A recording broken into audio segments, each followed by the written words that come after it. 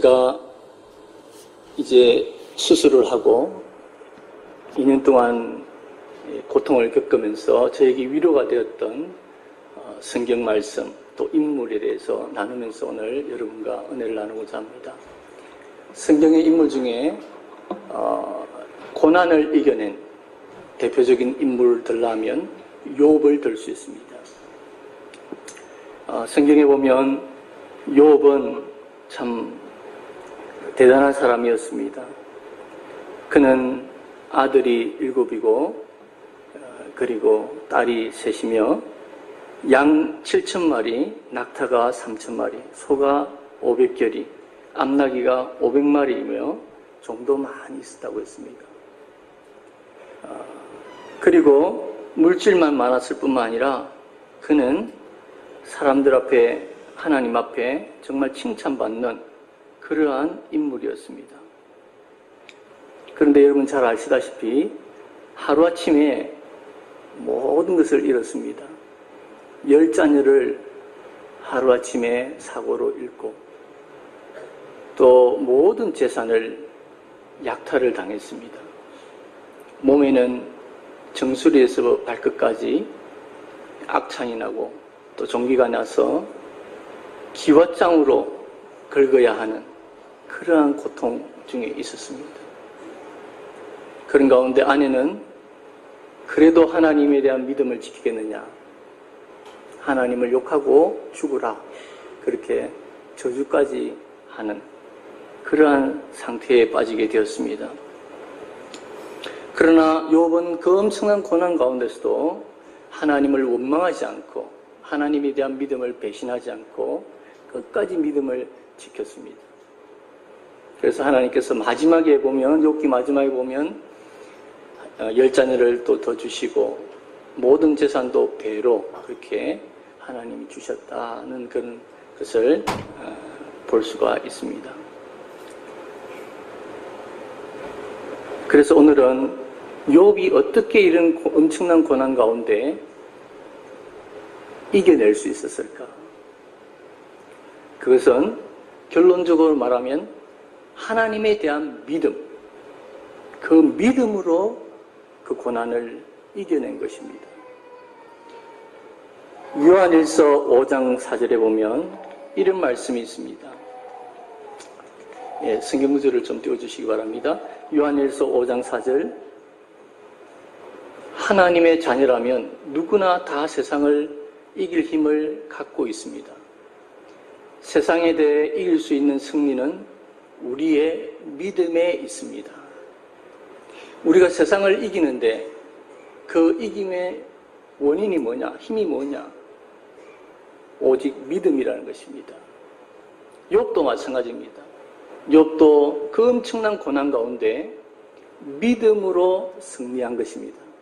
그래서 오늘은 고난을 이긴 욥의 믿음에 대해서 생각을 해보고자 합니다. 첫째는 욥은 자신과 함께 계시고 일하시는 하나님을 믿고 이겨냈습니다. 오늘 본문 8절과 9절에 보면 내가 동쪽으로 가도 그분은 아니 계시고 서쪽을 돌아봐도 찾을 수 없구나. 그가 북쪽에서 일하실 텐데도 뵐 수가 없고 그가 남쪽으로 돌이키나 그를 뵐 수 없구나. 그렇게 고백하고 있습니다. 엄청난 고난 가운데서 하나님이 어디 계신가? 그가 당하는 육체적, 물질적, 세상적 고난보다도 하나님이 정말 나와 함께 계시는가? 혹시 하나님이 나를 떠나시지 않으셨는가?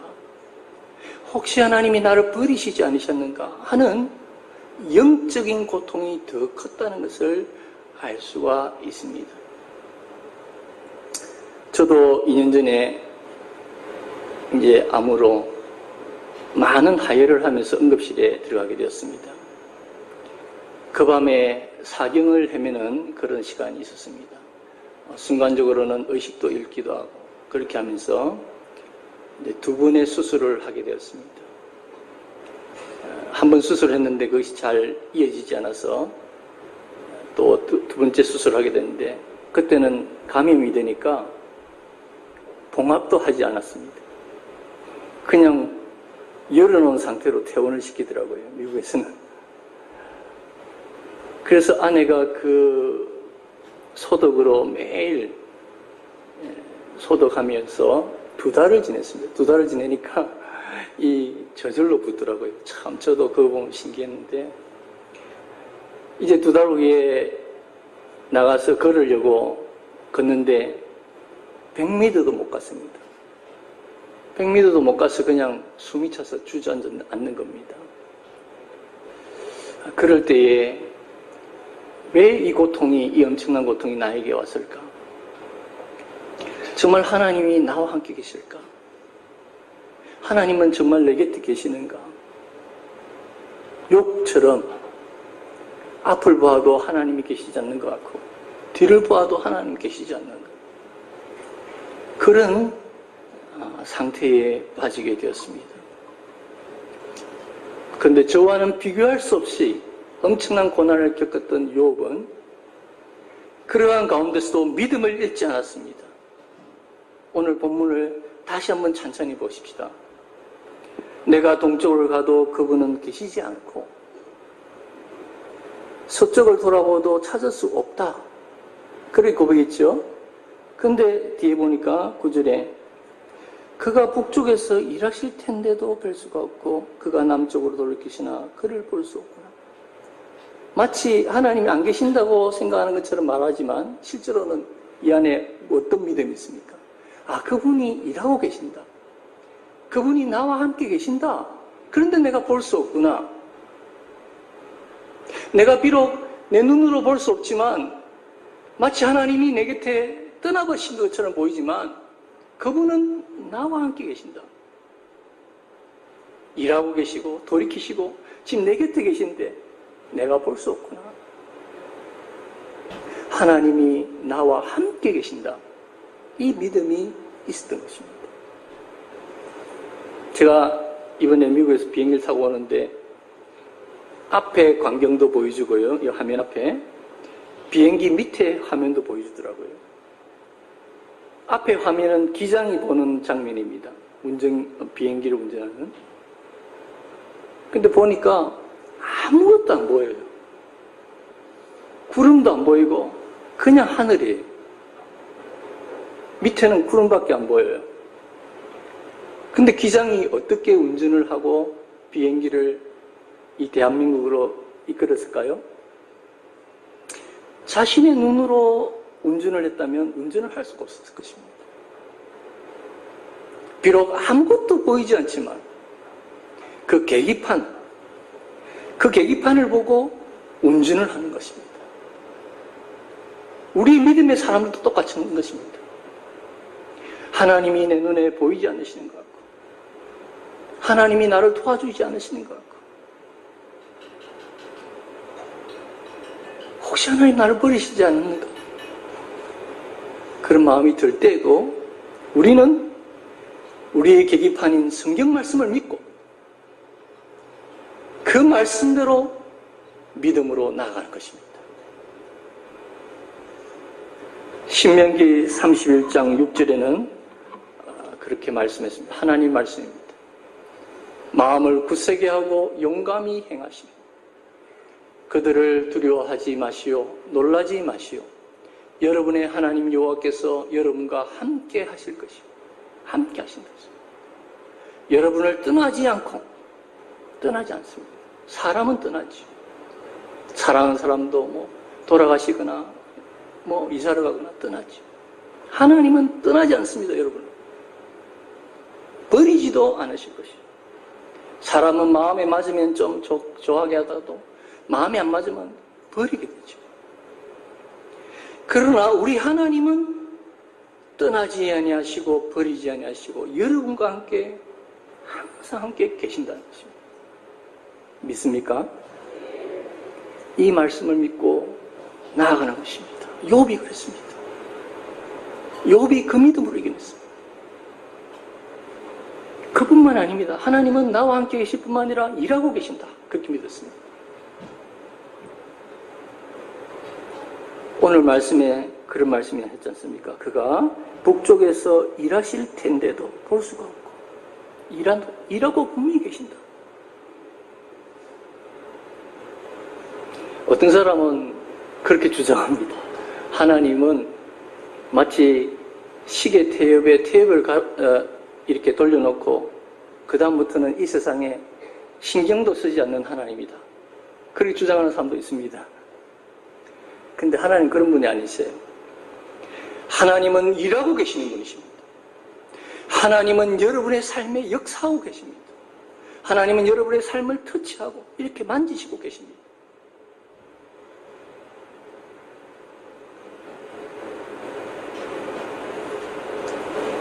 그래서 예레미야 애가에서는 이렇게 고백합니다. 예레미야 애가 3장 22, 23절에 돌아오느라 진실하지 못한 자식들아 내가 진실하지 못한 너희를 용서해 줄 것이라. 보시오 이제 우리가 여호와께로 돌아갑시다. 주님은 여호와 우리 하나님이십니다. 예, 제가 이 구절이 정확한 구절인지 모르겠습니다.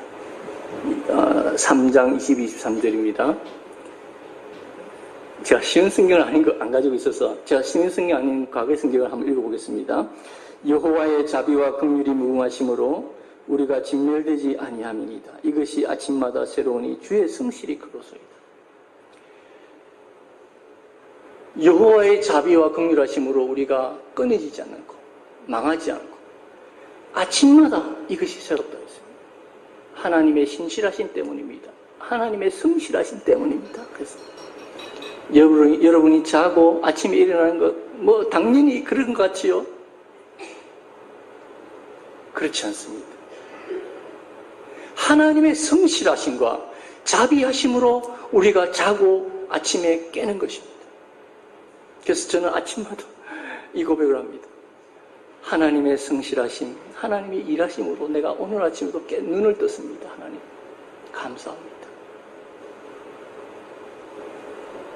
하나님은 여러분을 위해서 일하고 계시는 분이십니다. 이 믿음으로 승리하시기를 축복합니다. 욥은 둘째로 자기 자신을 선하게 인도하시는 자기 자신을 길을 아시는 분이다. 그렇게 믿고 승리했습니다. 10절에 그러나 그분은 내가 가는 길을 아시지 그랬습니다. 그러나 그분은 내 가는 길을 아시지. 욥은 모든 자녀를 잃고 모든 재산을 잃고 모든 건강을 잃고 아마 앞날을 예측할 수가 없었을 것입니다. 자신의 길을 도무지 알 수가 없었을 것입니다. 우리 암 환자들은요 3개월이나 6개월이나 1년에 한 번씩 CT 검사를 받습니다. CT 검사를 받고 이제 의사에게 들어가서 그 결과를 듣잖아요.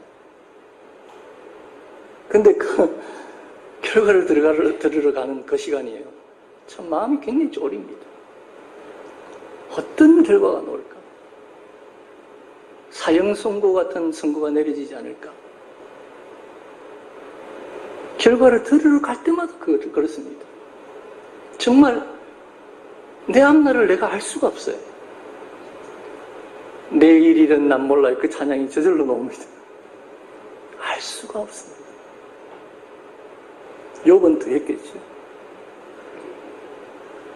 그러나 욥은 그러한 상황 속에서도 하나님은 내 길을 아신다. 오직 그분이 나의 앞길을 아신다. 그런 믿음으로 승리했던 것입니다. 그렇습니다. 여러분, 하나님은 여러분을 알고 계십니다. 하나님께서는 출애굽기에 말씀해 보니까 우리의 이름으로도 아신다. 출애굽기 33장 12절, 17절. 그리고 우리가 구하기 전에도 하나님께서는 우리의 필요를 다 아신다. 마태복음 6장 8절의 말씀이있습니다. 우리가 구하기 전에도 하나님, 내가 이거 필요합니다 라고 구하기 전에도 하나님은 다 하신다는 겁니다. 마태복음 10장 29절 30절에서는 참새 2마리가 한 아사리온에 팔리는데 하나님의 허락 없이는 팔리지 않다 했습니다. 그리고 하나님께서 우리를 아시는데 어떻게 아시느냐? 머리털까지도 세시는 분이시다. 여러분, 여러분의 머리털을 스스로 셀 수 있습니까? 머리털이 몇 개인지 아세요? 모르잖아요, 우리는. 하나님은 아신다고 했어요. 무슨 말씀입니까? 내가 내 자신을 아는 것보다 하나님은 나를 더 잘 알고 계신다. 그 말씀이십니다.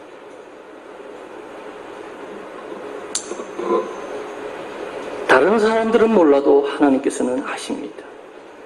고통을 당해본 분들은 경험하셨을 것입니다. 다른 사람들이 함께 위로는 해주고 안타까워는 해주지만 그 고통을 나눌 수는 없습니다. 그 고통은 나의 고통이에요. 내 아내도, 내 배우자도, 내 부모도, 내 자녀도, 친구도 알 수가 없습니다. 조금의 위로는 되겠죠. 그러나 고통을 정말 알 수는 없습니다. 그러나 하나님께서는 여러분을 알고 계십니다. 여러분의 신음소리, 여러분의 눈물, 여러분의 아픔을 알고 계시는 분입니다. 여러분이 아는 여러분 자신보다 더 하나님이 여러분 더 잘 알고 계십니다. 여러분 마음 깊이 품은 소원과 마음까지도 남몰래 흘렸던 눈물뿐만 아니라 한숨, 탄식까지도 하나님은 듣고 아시는 분이십니다. 욥은 그 믿음으로 승리했습니다. 하나님이 내 길을 하신다, 나를 하신다. 이 믿음으로 승리하시기 바랍니다. 실제로 욥은 자신을 선하게 인도하시는 하나님으로 믿었습니다. 10절에 그분이 나를 시험하신 후에는 내가 정금같이 되겠지. 자신의 고통을 하나님의 시험이다 그렇게 말했습니다. 단련이다, 연단이다 그렇게 생각합니다. 하나님이 나를 미워하셔서 벌 내리신다 그렇게 생각하지 않았습니다. 하나님이 징계하시는 것이다 그렇게 생각 안 했습니다. 물론 징계도 하나님 사랑입니다. 히브리서의 말씀에 보면 하나님은 그 사랑하는 자녀들을 책짓질하시고 징계한다고 했습니다. 징계가 없으면 사랑하는 자녀가 아니라고 했습니다. 징계도 사랑의 매예요. 근데 오늘 욥은 자신이 당한 고통을 시험이다. 학생들이 시험 치가지고 실력이 늘잖아요. 잘되게 하려고 시험 치지 않습니까? 마찬가지로 하나님이 연단하시고 단련하시고 시험하신대. 나에게 복을 주시기 위해서 이렇게 시험하신다. 자신의 고통에 대해서 그렇게 믿었다는 것입니다. 사실 저도 아프면서 제 마음을 굉장히 힘들게 한 것이 있었습니다. 그게 뭐였냐면 정죄의식이었습니다. 정말 내가 무엇을 잘못했길래 이런 고통을 당하는 것인가? 혹시 내가 식습관이 잘못된 것이 아닐까? 혹시 제 생활 습관이 잘못된 게 아닐까? 뭐 그런 것부터서 혹시 내 성격이 좀 나빠서 좀 까다로워서 그런 것이 아닐까? 이런 생각도 해봤고요. 또 다른 사람에게 상처를 준 것이 많은 것이 아닐까? 그런 생각도 해봤고요. 하나님 앞에 지은 죄가 많아서 그런가? 끊임없이 제 마음속에 야, 네가 무슨 죄를 지었어? 네가 뭘 잘못했어? 벌 받는 거 아니야? 이런 음성이 들리는 거죠. 욥의 경우는요, 친구들이 와서 그렇게 말했습니다. 친구들이 위로한다고 방문하러 와가지고 하는 말이 야, 너가 무슨 큰 죄를 범했기 때문에 하나님 벌 내신 거야. 너 회개해. 너무 무엇인가 큰 잘못을 거예요. 그렇게 말했습니다. 물론 욥은 자신이 죄인임을 인정하고 회개했습니다. 저도 많이 회개했습니다. 혹시 나에게 내가 다른 사람에게 상처 준 것들 때문에 아닌가 생각하면서 내가 상처 준 사람들을 막 떠올리고 회개하고 또 회개하고 또 회개했습니다. 참 많이 회개했습니다. 그렇지만 불교에서 소위 말하는 인과응보, 네가 죄를 지어서 이렇게 됐다, 네가 이런 걸 잘해서 복을 받았다, 이런 인과응보로는 받아들일 수가 없었어요. 욥도 마찬가지였을 겁니다. 왜냐하면 오늘 앞에서 제가 말씀드린 것처럼 욥은 그 동방에서 가장 의인이라고 인정받는, 사람들에게 인정받는 것이 아니라 하나님께 인정받았던 사람입니다. 그런데 그렇게 엄청난 고난을 겪은 거예요. 물론 제가 식습관 잘못하지만 저는 술, 담배를 안 하지만 술도 많이 드시고 담배도 많이 드시는 분들도 건강하게 사시면 많지 않습니까? 제가 성격이 좀 까다롭지만 저보다 화를 많이 내신 분도 건강하신 분 많지 않습니까? 제가 좀 죄를 많이 지었지만 아주 심각한 죄로 감옥에 가신 분들 중에 건강한 분 많잖아요. 감옥에서 역기 들고 근육을 막 키워가지고 몸이 건장한 사람도 많지 않습니까? 그러니까 인과응보로는 다 설명할 수가 없는 것입니다.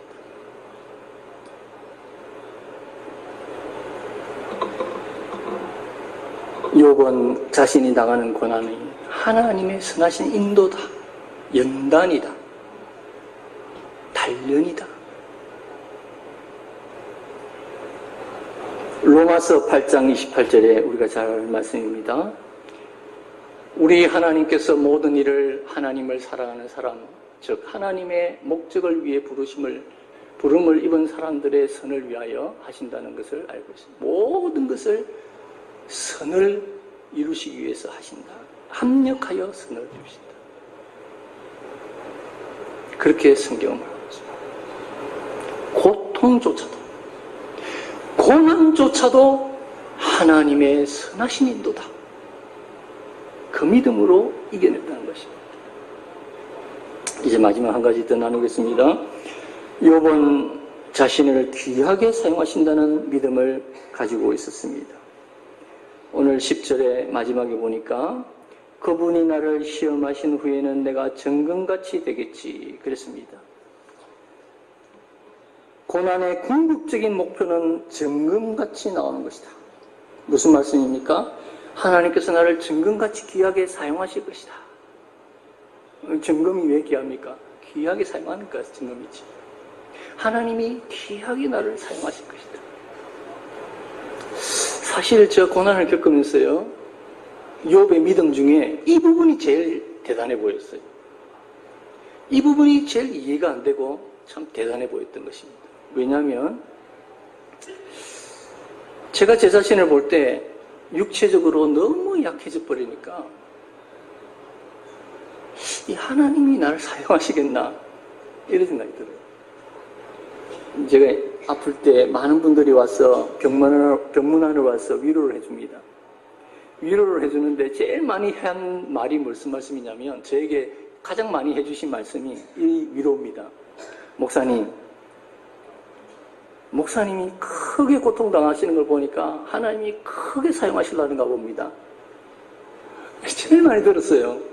물론 그분들을 위로해 주신다고 격려해 주신다고 하신 말씀인데 제가 아멘 해야 될 거 아닙니까? 목사가 믿음으로. 근데 이 아멘이 안 되는 거예요.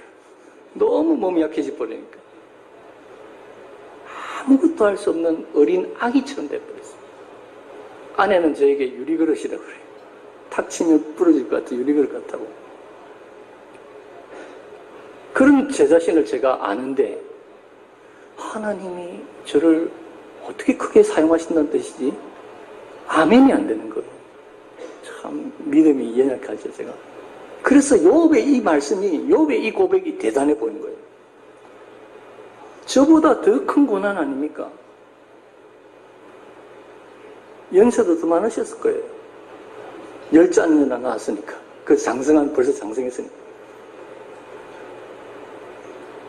그런데 그분이, 욥이 하나님이 나를 연단하신 후에 정금같이 사용하실 것이다. 이 고백이 저에게는 너무나 대단히 보였습니다. 여러분들 중에는 자신의 처지를 생각하면서 하나님께서 나 같은 사람을 뭐 쓰시겠나? 욥과 같은 사람이나 이런 고백할 수 있지. 나 같은 사람, 이제 나이도 들고 내가 뭐 가진 것도 지식도 없고 내가 뭐 있다고 하나님 사용하시겠나? 그렇게 생각하시는 분들 많으시죠? 그러나 하나님께서는 정말 인간적으로 사용할 수 없어 보이는 마른 막대기 같은 사람도 들어서 정금같이 사용하실 수 있는 분이 우리 하나님이십니다. 요셉이 그렇게 잘 나가다가도 감옥에 갇혀서 애굽에 가서 종으로 팔려가서 감옥에 갇혀서 세월을 다 보냈지 않습니까? 이제 아무것도 할 수 없다고 할 때 하나님은 그 요셉을 들어서 애굽의 총리로 삼으시고 그 온 지역을 요셉을 통해서 먹여 살렸지 않습니까? 모세가 어떻습니까? 그가 애굽의 왕자로서 잘 나갈 때는 가만히 계시다가 그가 사람을 죽이고 광야로 도망을 가가지고 이제 40년 동안 양만 치고 아무도 안 알아주는 그런 노인이 되었을 때 하나님이 그를 불러서 이스라엘 백성을 인도하는 지도자로 삼으시지 않습니까? 이스라엘 민족은 어떻습니까, 여러분? 이스라엘 민족이 애굽에서 400년 넘게 종으로 살았습니다. 노예 생활을 했습니다. 노예가 몸에 체질화됐습니다. 400년이 넘었어요. 400년 넘으면 그렇지 않겠습니까? 그런데 하나님께서 이스라엘 백성들을 시내산으로 인도하시고 시내산에서 언약을 맺으시고 뭐라고 하셨습니까? 즐겁게 말씀 보니까 니를 제사장 나라로 삼겠다고 그랬어요. 이 미세계 중에서 제사장 나라로 삼겠다. 여러분, 그 당시는요, 노예가 제일 낮은 계급이라면 제사장이 제일 높은 계급이었어요. 존귀한 계급이 제사장이었습니다. 그런데 종의 체질화, 400년이 넘게 종의 체질화된 이스라엘 민족을 향해서 내가 너를 이제는 종이 아니라 제사장 나라로 삼겠다고 그랬어요. 하나님은 그렇게 하실 수 있는 분입니다. 그렇게 하시는 분입니다. 욥이 그 이후에 어떻게 하나님 앞에 쓰임받은지 저는 잘 모릅니다. 성경에 기록하고 있지 않습니다. 그러나 분명한 한 가지는 성경에 기록되어 오고 가는 모든 성도들에게, 고통받는 분들에게 모범이 되고 위로가 되었습니다. 그가 죽어서도 하나님 앞에 귀하게 쓰임받았습니다. 죽어서도 쓰임받을 수 있습니다. 이제 제 오늘 본문을 다시 읽으면서 설교를 마치고자 합니다. 한번 같이 읽으면 좋겠습니다. 8절입니다. 23장 8절. 내가 동쪽으로 가도 그분은 아니 계시고 서쪽을 돌아보아도 찾을 수 없거나 그가 북쪽에서 일하실 텐데도 볼 수가 없고 그가 남쪽으로 돌이키시나 그를 뵐 수가 없구나. 그러나 그분은 내가 가는 길을 아시지. 그분이 나를 달리한